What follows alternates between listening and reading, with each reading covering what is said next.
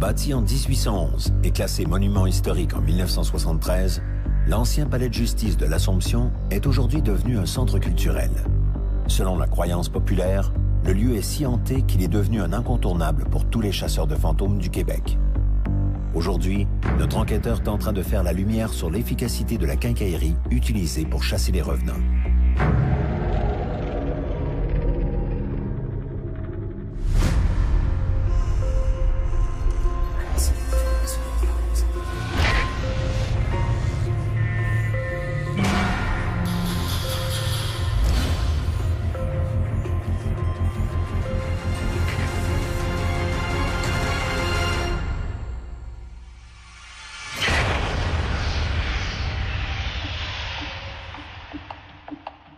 Le phénomène des chasseurs de fantômes témoigne de l'impact des médias sur l'univers du paranormal. Lorsque j'ai commencé dans ce domaine à la fin des années 1970, il n'y avait aucun groupe qui enquêtait sur ces manifestations d'outre-tombe. Puis sont arrivées les émissions de télé-réalité du genre chasseurs de fantômes. Dans la foulée, on a vu des groupes d'amateurs se former pour émuler leurs vedettes de la télévision. Ces associations de chasseurs de fantômes ont poussé au Québec comme des champignons. Ces enquêteurs de la nouvelle génération ont remplacé leurs planchettes Ouija et leurs feuilles de sauge pour toute une quincaillerie électronique et high-tech. Mais il y a un os dans la soupe. Tous ces appareils ont été conçus à d'autres fins. Alors, à quoi peut bien servir toute cette quincaillerie électronique dans une traque aux revenants? C'est le mandat que je me suis donné aujourd'hui.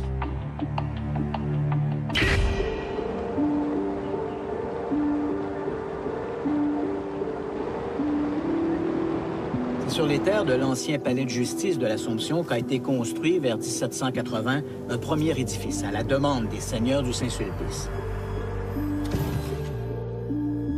Au 18e et 19e siècle, le bâtiment a connu plusieurs altérations. Puis, le palais de justice de l'Assomption, tel qu'on le connaît aujourd'hui, date de 1811. Dans les années 1970, le bâtiment a été abandonné. Il est demeuré désert pendant de longues années. Au début des années 1980, Françoise Mirand, l'actuelle propriétaire, a racheté l'édifice et entrepris de le restaurer.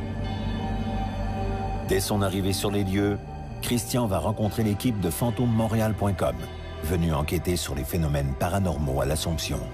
Alors, j'imagine que c'est pas la première fois que tu entends parler du lieu ou que tu viens sur le lieu. Effectivement, ça fait plusieurs reprises. Ça doit faire environ 8 à 10 fois. Donc, c'est un lieu que vous connaissez bien. Je le connais très bien, oui.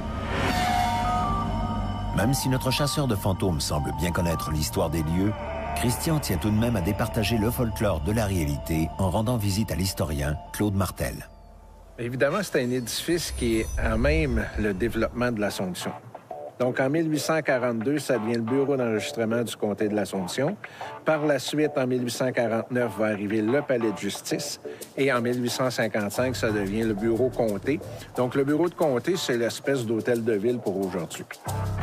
Et quand on parle du vieux palais de justice, évidemment, ce qui frappe quand on visite les lieux, c'est bien sûr la présence de ce tribunal au 2e étage. On raconte même que des gens auraient été pendus, auraient été exécutés sur le terrain. Malheureusement, je pète votre balle, madame. C'est ce qu'on appelle une cour de circuit. Aujourd'hui, on appellerait ça la cour municipale ou la cour des petites créances. Rien pour condamner quelqu'un à la pendaison. L'édifice est abandonné, mais il est classé monument historique. Donc, pas question de la détruire. C'est un local qui va devenir un endroit squatté. On sait que c'était des jeunes qui venaient faire des séances de Ouija, des messes noires, toutes sortes d'espèces d'activités de sciences occultes. Ces événements-là vont amener, quelques années après, des chasseurs de fantômes. Alors, moi, quand j'ai appris ça, mon premier intérêt, c'était de voir à ceux qui ont vécu ici pendant que c'était une résidence ou des bureaux. Et jamais on n'a manifesté la moindre chose anormale. Alors, il apparaît véritablement que c'est à partir des années 2000 que les manifestations, si je peux appeler ça comme ça, vont commencer à se présenter auprès des gens qui travaillent ici.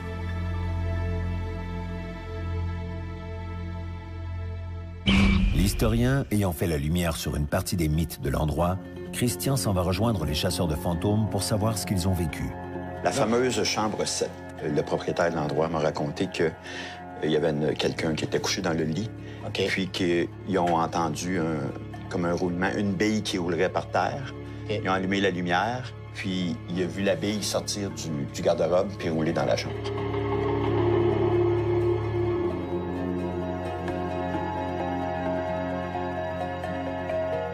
Moi, c'est arrivé à 3 reprises, des billes. OK. Il y avait une dame qui était assise à peu près dans le milieu, ici, sur la 2e rangée. Et j'ai vu, de mes yeux vus, une bille tomber du plafond, puis lui tomber sur la tête. OK. Et elle a fait, qu'est-ce que c'est ça? Mais moi, je l'ai vu, la bille. Puis après qu'elle est tombée sur la terre, on l'a entendu tomber sur le sol. Elle l'a ramassée. OK.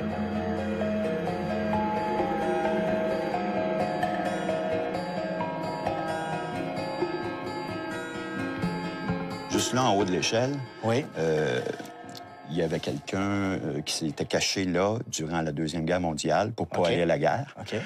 Puis, plusieurs années plus tard, ils ont découvert des ossements.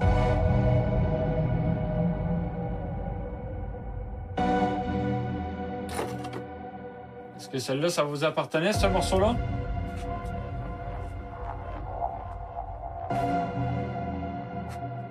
Il y a une légende qui circule que 2 hommes qui ne se connaissaient pas et qui travaillaient ici ont trouvé les ossements. OK. Donc, ont appelé la police. Ils ont pris seulement que le crâne. Le restant, qu'est-ce qu'on fait avec? Ils disent, faites ce que vous voulez avec. Nous, tout ce qu'on a besoin, c'est le crâne. OK. Et ils ont été les jeter dans la rivière l'Assomption. OK. 1 an après, les 2 individus qui ne se connaissaient pas, qui n'avaient aucun lien de parenté, sont tous les 2 décédés d'un cancer des os. Est-ce que c'est vrai? Je sais pas. À la tombée du jour, Christian suit les chasseurs de fantômes dans leur quête à travers le vieil édifice pour en savoir plus sur leur équipement. On a installé 4 caméras dans 4 endroits différents OK. qui sont, à ce qui paraît, des endroits où il y a de l'activité. Pourquoi faire des investigations dans l'obscurité? Je pense que c'est tout simplement pour que ce soit plus excitant. Je vois, Nicole, que vous tenez dans votre main un appareil. Ça s'appelle un K2, le OK. terme exact. OK. Lorsqu'il y a un champ électromagnétique près de l'appareil, ben, il y a plus de lumière qui s'allume. OK. Tout ce que je sais, c'est que si je suis dans un endroit où il y a zéro électricité,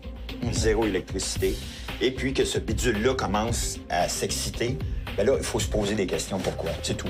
D'où vient, en fait, cette idée-là que variation de champ électromagnétique égale présence d'entités invisibles? Est-ce que c'est une théorie plausible ou non? Moi, je ne le sais pas.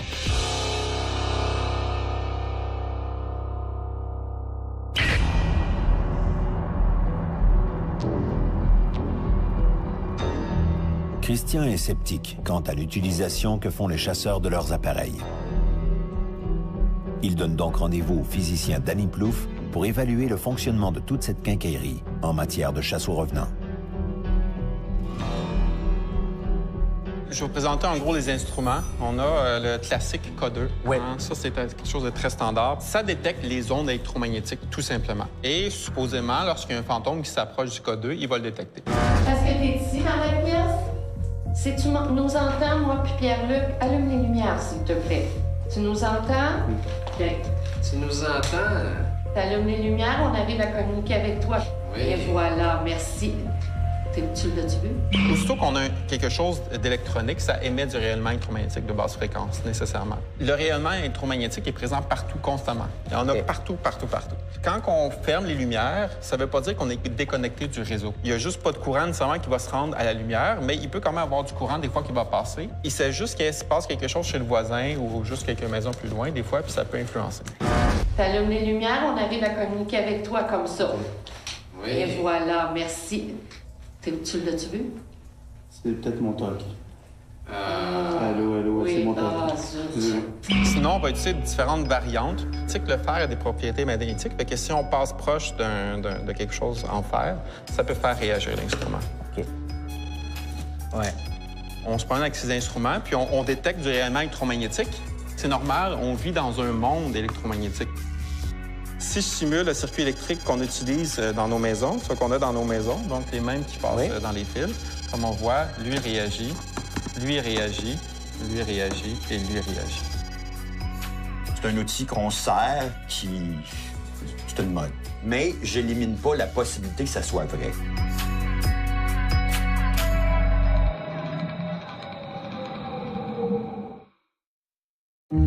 Comme le physicien l'a démontré, le K2 ne sert à rien pour chasser le fantôme. Christian poursuit donc son enquête pour évaluer la pertinence des autres appareils que les chasseurs utilisent. Fait qu'on voudrait savoir s'il y a quelqu'un qui voudrait communiquer avec nous autres. Pourquoi vos os sont ici? La boîte fantôme ici, de fantôme, c'est juste une radio. AM/FM. Avec cet instrument-là, on peut balayer les fréquences, donc les postes de radio. C'est comme lorsqu'on tourne notre radio. Ce qu'il fait, c'est comme si on changeait de poste, finalement. Puis, ce qu'ils vont faire, c'est qu'ils vont écouter les bruits qui sont générés. Puis, avec ces bruits-là, ils vont dire « le fantôme a dit tel truc ». Il y a un moyen d'enregistrer ces sons. Ensuite, à l'audition de ces sons, ils vont détecter des voix, et c'est ce qu'ils appellent des PVE, phénomènes des voix électroniques. Je vois que tu transportes avec toi de pièce en pièce un magnétophone. Parle-nous-en de ce magnétophone et raconte-nous un peu ce phénomène des PVE, comment on le perçoit, comment ça fonctionne. Au départ, tout ce que j'avais, c'était un enregistreur numérique ordinaire qui compressait les fichiers. OK. Celui-là est de meilleure qualité.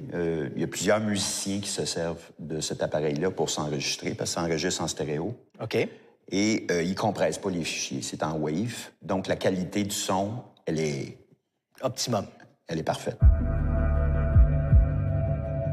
Ici, au Palais de justice, puisque tu es venu à quelques reprises, est-ce que tu as obtenu des enregistrements significatifs?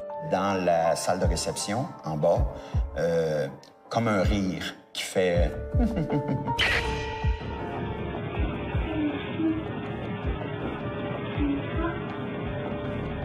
Comment être certain que ce n'est pas une transmission parasitaire que l'appareil a captée? Il est possible que ce soit taxi, whatever. Quand je fais une enquête, j'ai jamais mon cellulaire sur moi en partant. OK. On essaie d'éliminer un certain nombre de possibilités. OK. Les chasseurs de fantômes, ce qu'ils cherchent souvent, c'est d'avoir le plus de bruit possible. Donc, je vais le mettre en AM ou FM, c'est une préférence. Allons-y pour le FM. Le FM, c'est meilleur le AM parce qu'il y a plus de bruit. Ah, OK. Puis, ce qu'ils vont faire, c'est qu'ils vont écouter les bruits qui sont générés. Puis, avec ces bruits-là, ils vont dire « le fantôme a dit tel truc ». Donc, on entend des voix. Exact. D'où viennent ces voix? Nécessairement, on va entendre des postes de radio, hop, qui vont, hop, on entend ici. Ouais, OK. En fonction du poste où est-ce qu'on est, ça va changer le bruit qu'on entend. Ouais. Donc, parce qu'il y a un changement dans l'intensité du volume, on peut associer ça à un mot, puis dire « oups, le fantôme a dit tel truc ». Si les fantômes existaient vraiment puis qu'ils communiquaient avec cet instrument-là, comment ils savent générer une onde qui est détectable par une radio? Si tu donnais un fantôme, je pense pas que soudainement, tu comprendrais comment ça fonctionne.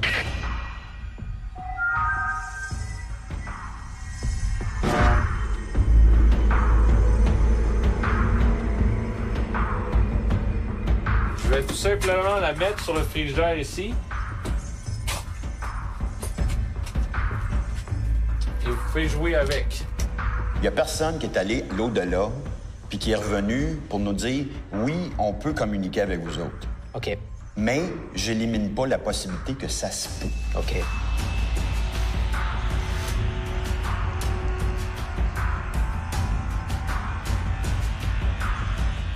Gabriel a amené avec lui un appareil qu'on retrouve également dans la quincaillerie des chasseurs de fantômes. C'est la caméra thermale.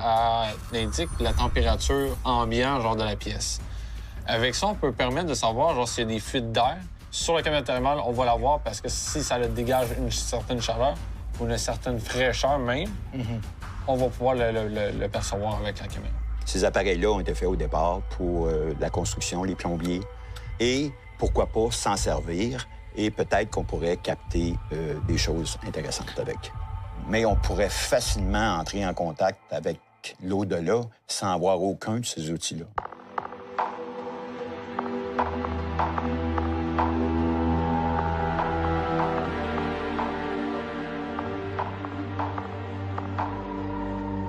Tout toutes les fois que j'ai vu des chasseurs de fantômes se promener avec ce genre d'instrument-là puis mesurer des trucs comme ça, pour moi, c'est normal. Ça démontre juste dans quel monde qu'on vit. Moi, ce que j'ai vu, les chasseurs de fantômes sont incapables d'expliquer qu'est-ce que ça détecte.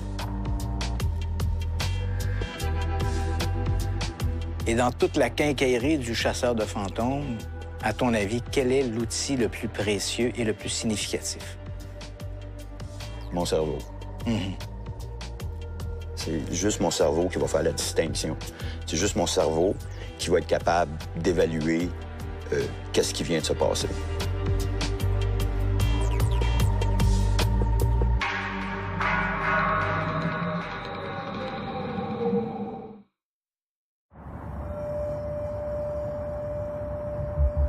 Après avoir constaté l'utilisation que font les chasseurs de fantômes de leur quincaillerie, notre enquêteur rencontre Serge Larrivé, professeur en psychoéducation à l'Université de Montréal, pour parler de la science versus le monde de l'au-delà.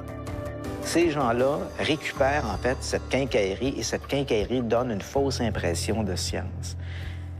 Comment on doit réagir quand on entend ce genre de discours? Quand on a affaire à ce genre d'expérience-là, on a affaire essentiellement à des croyants. Donc, qui vont tout faire pour confirmer leurs croyances. Alors, et toute cette quincaillerie-là ne sert strictement à rien. L'autre phénomène important en science, c'est que on dit souvent un fait n'existe pas s'il n'a pas été reproduit. Alors, comment voulez-vous reproduire ça alors que le fantôme se manifeste une fois de temps en temps? Pourquoi il se manifeste? Parce que là, les gens y croient. Puis quand il ne se manifeste pas, semble-t-il, c'est parce qu'il y a des gens qui doutent dans la maison. En science, on doit tout faire pour démolir nos théories. Et si on n'y parvient pas, c'est qu'ils sont temporairement non faux, la science étant biodégradable, en tout cas en sciences humaines. Ouais. Si quelqu'un nous démontre que l'on se trompe, on devrait faire une fête parce que ça veut dire qu'on s'approche de la vérité. On doit aller jusqu'au bout de nos arguments, puis quand il n'y en a plus, on laisse tomber. Contrairement à la politique, faire des erreurs, c'est fondamental. Autrement dit, la science progresse par correction d'erreurs. Hein? On n'a pas besoin de démissionner, nous, quand on se trompe. Hein? On a simplement qu'à dire « je me suis trompé », voilà.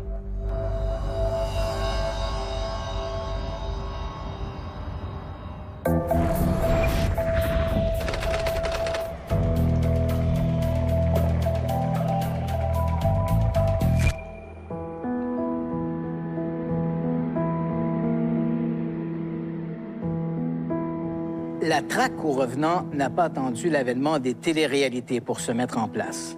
En fait, si la diffusion d'émissions consacrées aux chasseurs de fantômes a fait des émules partout en Amérique du Nord et même en Europe, l'investigation dans de soi-disant lieux hantés existe depuis des générations.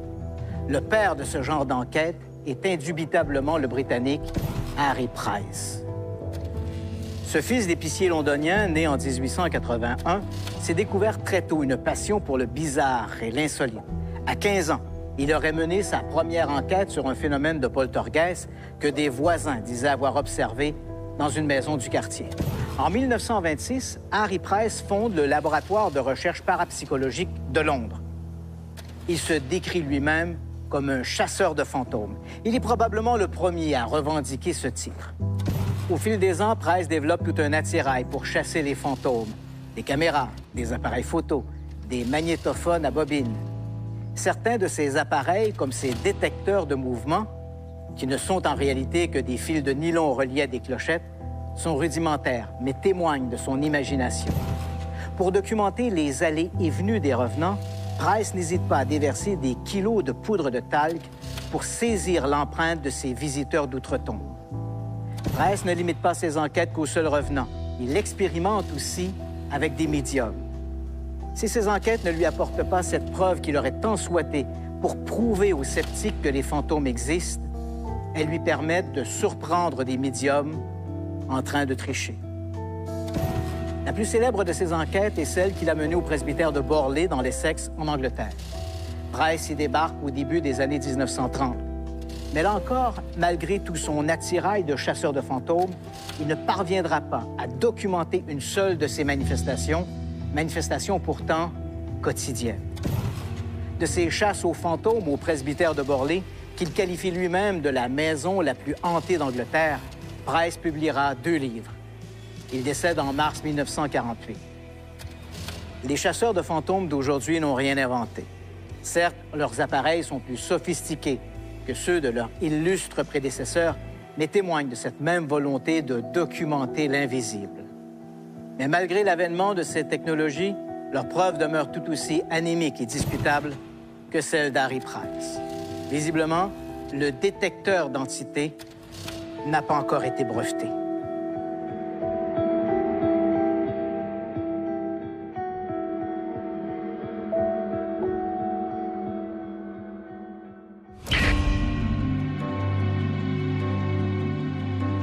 Les chasseurs de fantômes se sont multipliés au Québec. Tous ces groupes s'en remettent à peu près à la même quincaillerie pour documenter ces soi-disant manifestations de l'au-delà. Malheureusement, comme on l'a vu, ces équipements sont à peu près inutiles dans ce genre de traque aux revenants. Les chasseurs de fantômes croient à tort qu'en utilisant de l'équipement électronique, leur approche sera plus sérieuse et plus scientifique. Bien sûr, tout cela est faux.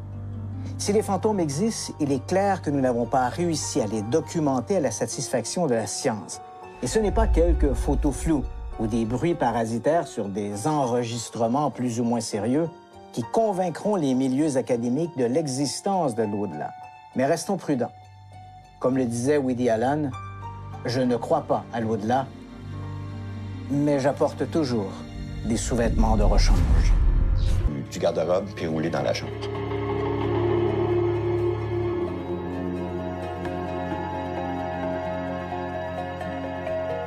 Moi, c'est arrivé à 3 reprises, des billes. OK. Il y avait une dame qui était assise à peu près dans le milieu, ici, sur la 2e rangée. Et j'ai vu, de mes yeux vus, une bille tomber du plafond, puis lui tomber sur la tête. OK. Et elle a fait, qu'est-ce que c'est ça? Mais moi, je l'ai vu, la bille. Puis après qu'elle est tombée sur la terre, on l'a entendu tomber sur le sol. Elle l'a ramassée. OK.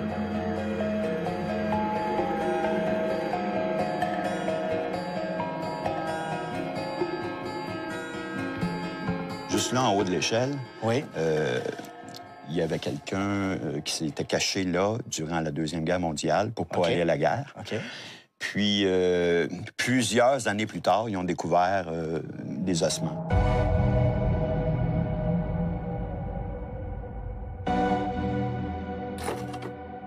Est-ce que celle-là, ça vous appartenait, ce morceau-là?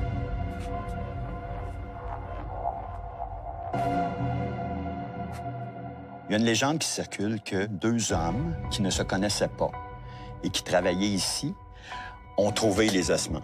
Okay. Donc, ont appelé la police. Ils ont pris seulement que le crâne.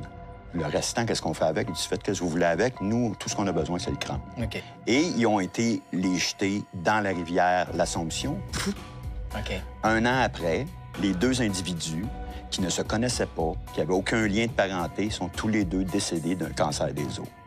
Est-ce que c'est vrai? Je sais pas. À la tombée du jour, Christian suit les chasseurs de fantômes dans leur quête à travers le vieil édifice pour en savoir plus sur leur équipement. On a installé 4 caméras dans 4 endroits différents qui sont, à ce qui paraît, des endroits où il y a de l'activité. Pourquoi faire des investigations dans l'obscurité? Je pense que c'est tout simplement pour que ce soit plus excitant.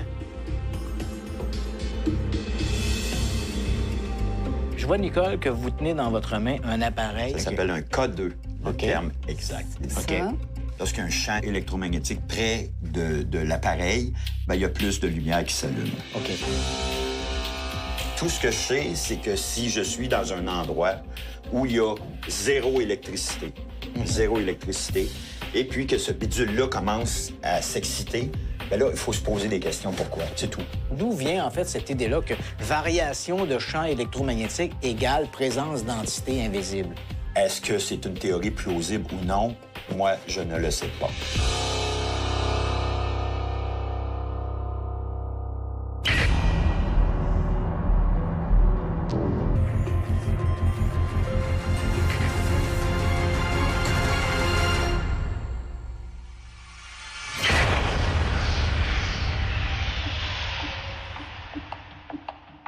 Le phénomène des chasseurs de fantômes témoigne de l'impact des médias sur l'univers du paranormal.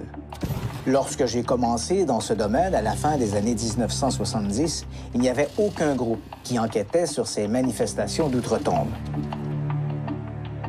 Puis sont arrivées les émissions de télé-réalité du genre chasseurs de fantômes. Dans la foulée, on a vu des groupes d'amateurs se former pour émuler leurs vedettes de la télévision. Ces associations de chasseurs de fantômes ont poussé au Québec comme des champignons. Ces enquêteurs de la nouvelle génération ont remplacé leurs planchettes Ouija et leurs feuilles de sauge pour toute une quincaillerie électronique et high-tech. Mais il y a un os dans la soupe. Tous ces appareils ont été conçus à d'autres fins. Alors, à quoi peut bien servir toute cette quincaillerie électronique dans une traque au revenant? C'est le mandat que je me suis donné aujourd'hui.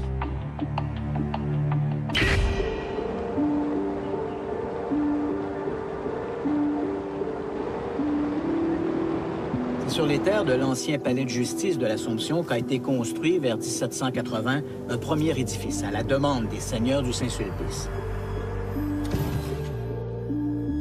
Au 18e et 19e siècle, le bâtiment a connu plusieurs altérations. Puis, le palais de justice de l'Assomption, tel qu'on le connaît aujourd'hui, date de 1811. Dans les années 1970, le bâtiment a été abandonné. Il est demeuré désert pendant de longues années. Au début des années 1980, Françoise Mirand, l'actuelle propriétaire, a racheté l'édifice et entrepris de le restaurer. Dès son arrivée sur les lieux, Christian va rencontrer l'équipe de fantomemontréal.com, venue enquêter sur les phénomènes paranormaux à l'Assomption. Alors, j'imagine que c'est pas la première fois que tu entends parler du lieu ou que tu viens sur le lieu. Effectivement, ça fait plusieurs reprises. Ça doit faire environ 8 à 10 fois. Donc, c'est un lieu que vous connaissez bien. Je le connais très bien, oui. Même si notre chasseur de fantômes semble bien connaître l'histoire des lieux, Christian tient tout de même à départager le folklore de la réalité en rendant visite à l'historien Claude Martel. Évidemment, c'est un édifice qui est à même le développement de l'Assomption. Donc, en 1842, ça devient le bureau d'enregistrement du comté de l'Assomption. Par la suite, en 1849, va arriver le palais de justice. Et en 1855, ça devient le bureau comté. Donc, le bureau de comté, c'est l'espèce d'hôtel de ville pour aujourd'hui. Et quand on parle du vieux palais de justice, évidemment, ce qui frappe quand on visite les lieux, c'est bien sûr la présence de ce tribunal au 2e étage. Le palais de justice de l'Assomption qu'a été construit vers 1780 un premier édifice à la demande des seigneurs du Saint-Sulpice.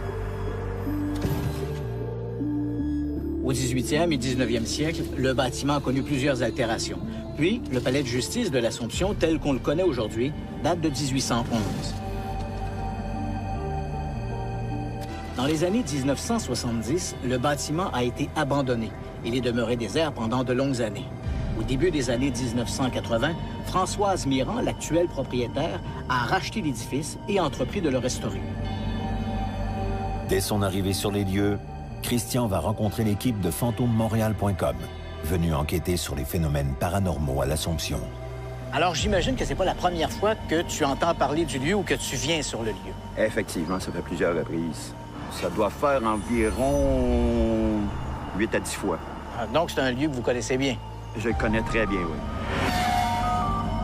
Même si notre chasseur de fantômes semble bien connaître l'histoire des lieux, Christian tient tout de même à départager le folklore de la réalité en rendant visite à l'historien Claude Martel. Évidemment, c'est un édifice qui est à même le développement de l'Assomption. Donc, en 1842, ça devient le bureau d'enregistrement du comté de l'Assomption. Par la suite, en 1849, va arriver le palais de justice. Et en 1855, ça devient le bureau comté. Donc, le bureau de comté, c'est l'espèce d'hôtel de ville pour aujourd'hui. Et quand on parle du vieux palais de justice, évidemment, ce qui frappe quand on visite les lieux, c'est bien sûr la présence de ce tribunal au 2e étage. On raconte même que des gens auraient été pendus, auraient été exécutés sur le terrain. Malheureusement, je pète votre ballon. C'est ce qu'on appelle une cour de circuit. Aujourd'hui, on appellerait ça la cour municipale ou la cour des petites créances. Rien pour condamner quelqu'un à la pendaison. l'édifice est abandonné, mais il est classé monument historique. Donc, pas question de la détruire. C'est un local qui va devenir un endroit squatté. On sait que c'était des jeunes qui venaient faire des séances de Ouija, des messes noires, toutes sortes d'espèces d'activités de sciences occultes. Ces événements-là vont amener, quelques années après, des chasseurs de fantômes. Alors, moi, quand j'ai appris ça, mon premier intérêt, c'était de voir à ceux qui ont vécu ici pendant que c'était une résidence ou des bureaux. Et jamais on n'a manifesté la moindre chose anormale.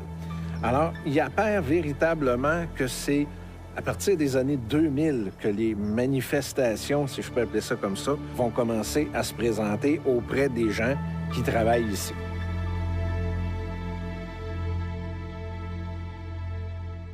L'historien ayant fait la lumière sur une partie des mythes de l'endroit, Christian s'en va rejoindre les chasseurs de fantômes pour savoir ce qu'ils ont vécu.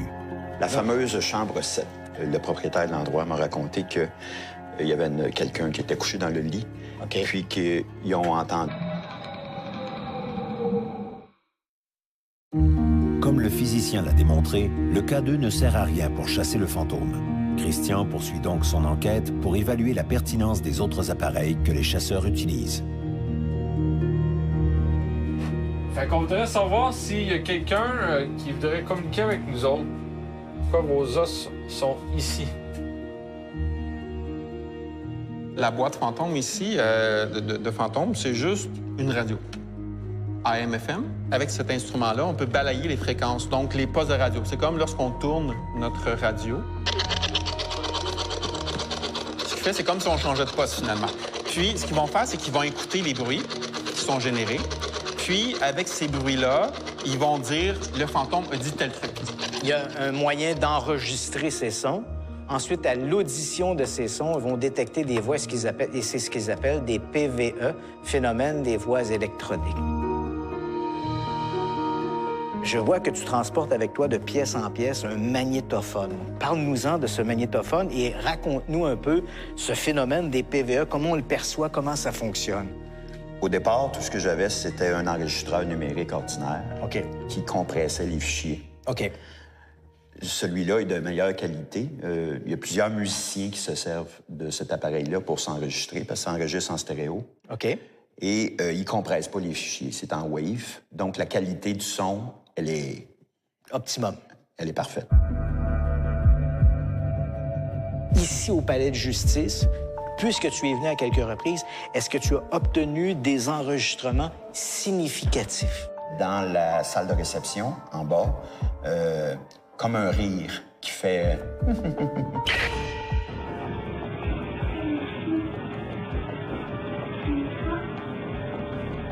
Comment être certain que ce n'est pas une transmission parasitaire que l'appareil a captée? Il est possible que ce soit taxi, whatever.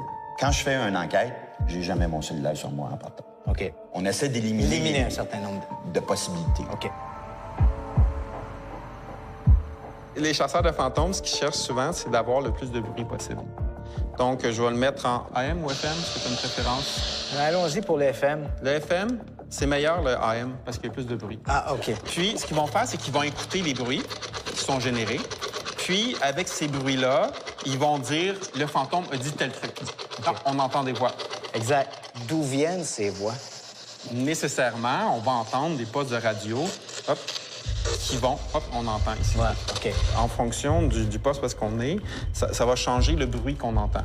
Donc, parce qu'il y a un changement dans l'intensité du volume, on peut associer ça à un mot, puis dire « oups, le fantôme a dit tel truc ». L'historien ayant fait la lumière sur une partie des mythes de l'endroit, Christian s'en va rejoindre les chasseurs de fantômes pour savoir ce qu'ils ont vécu. La fameuse chambre 7. Le propriétaire de l'endroit m'a raconté qu'il y avait quelqu'un qui était couché dans le lit, puis qu'ils ont entendu comme un roulement, une bille qui roulerait par terre. Ils ont allumé la lumière, puis il a vu la bille sortir du garde-robe puis rouler dans la chambre.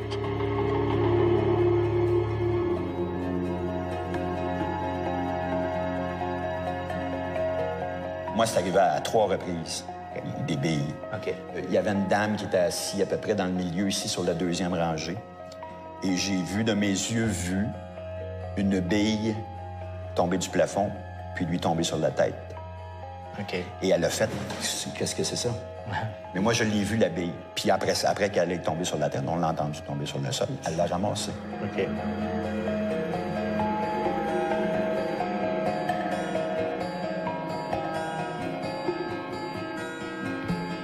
Juste là, en haut de l'échelle, Oui.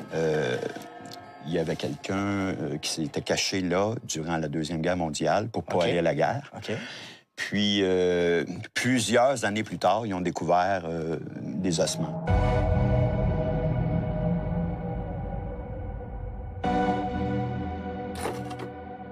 Est-ce que celle-là, ça vous appartenait, ce morceau-là?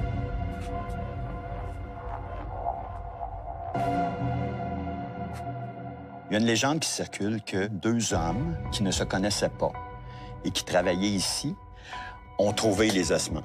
OK. Donc, ont appelé la police. Ils ont pris seulement que le crâne.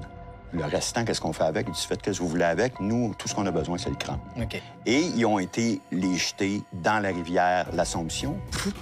OK. 1 an après, les 2 individus qui ne se connaissaient pas, qui n'avaient aucun lien de parenté, sont tous les 2 décédés d'un cancer des os. Est-ce que c'est vrai? Je sais pas. À la tombée du jour, Christian suit les chasseurs de fantômes dans leur quête à travers le vieil édifice pour en savoir plus sur leur équipement. On a installé 4 caméras dans 4 endroits différents qui sont, à ce qui paraît, des endroits où il y a de l'activité. Pourquoi faire des investigations dans l'obscurité? Je pense que c'est tout simplement pour que ce soit plus excitant. Je vois, Nicole, que vous tenez dans votre main un appareil. Ça s'appelle un K2, le terme exact. OK. Lorsqu'il y a un champ électromagnétique près de l'appareil, ben, il y a plus de lumière qui s'allume. OK. Tout ce que je sais, c'est que si je suis dans un endroit où il y a 0 électricité,